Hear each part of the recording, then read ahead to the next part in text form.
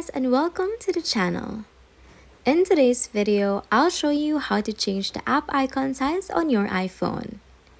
With this iOS feature, you can customize the size of your app icons to better suit your style or accessibility needs. Whether you want large icons for easier visibility or smaller icons to fit more on your screen, it's a simple process. Let's get started. Start by long pressing on your iPhone's home screen until the app icons begin to jiggle. This activates edit mode, allowing you to customize your layout.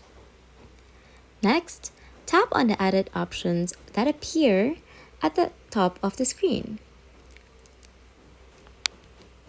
From there, select Customize. This opens the customization menu where you can adjust your app icon settings. In the Customize menu, you'll see options for app icon sizes.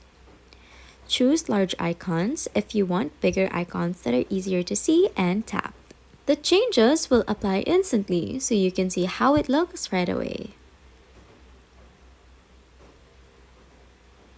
And that's it! Changing your app icon size on iPhone is super quick and easy.